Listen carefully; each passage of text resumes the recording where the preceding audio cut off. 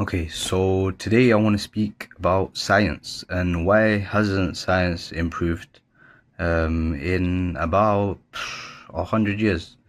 From the 1900s, there were huge discoveries, and ever since the Cold War, it's just been a flatline. I can't remember the last time there was a big scientific discovery.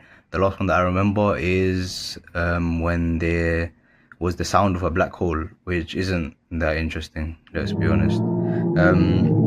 So, the first thing that I want to say is that back in the day, science used to be covered in all aspects. What I mean by that is that if you look at the Islamic Golden Age, these people were polymaths. They were studying everything, not just science. They were studying mathematics and they were studying philosophy, etc., etc. Now, why has that actually changed? I think the main reason is the bureaucracy, which I'm gonna get into now. First of all, the direction of science in the 21st century is very specific. There is no philosophy behind it. Um, it's just pure raw science. In terms of physics, it's just pure atoms, and it's not about who created these atoms. It's funny because you learn about the divinity of the creator. You learn about the depth and the details, like the DNA is a double helix, and isn't that proof of a god? But still, people don't believe. Why? Because science is the world religion. Science is the religion, and they believe science, but then they don't believe that someone created science. Especially with all this detail in the world, and they don't attribute anything to God. Now, why hasn't science improved? There's three main reasons. The first thing is specialization. So, what that basically means is that people aren't polymaths anymore. They only study one topic for the rest of their life.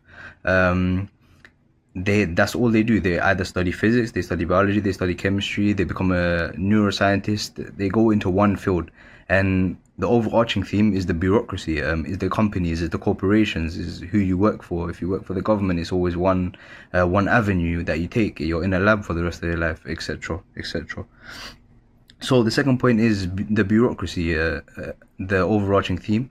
For example, if you're a research and developer, you have to apply for funding. You have to prove your hypothesis to get that money to keep researching, because of the bureaucracy.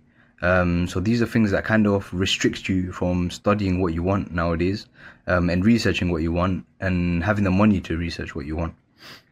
Now, finally, it's about credentials. You have to be verified to actually be doing these tasks. You have to have qualifications nowadays. It's not like back in the day where someone will take you as an apprentice and you attribute your work to your teacher. It's not like that anymore.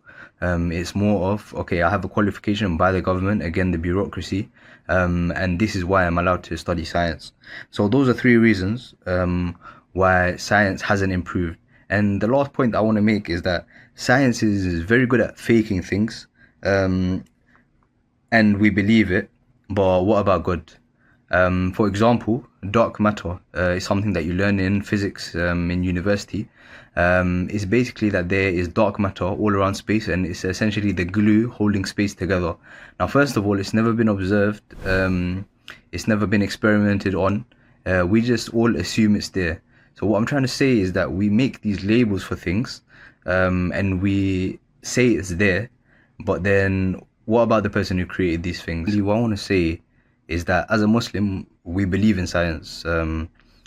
People like to say that Islam is backwards, but we believe in things that don't oppose the Quran and the Sunnah. For example, in my last video, I spoke about magic. It doesn't oppose the Quran and Sunnah, so there are parts that you can take as long as it stays within the boundaries. The same with science. We can believe that DNA is a double helix. We can believe that there could be dark matter. Who knows? We do believe that we've observed these planets.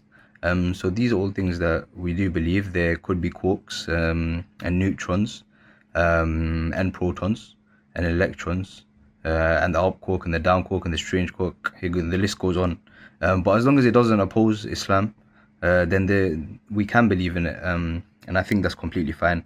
So I don't like it when people say Islam is a backwards religion, because it's a very modern religion. And there are things that everyone can take from it and learn from it. So yeah, that was my final point. I hope that you enjoyed this video.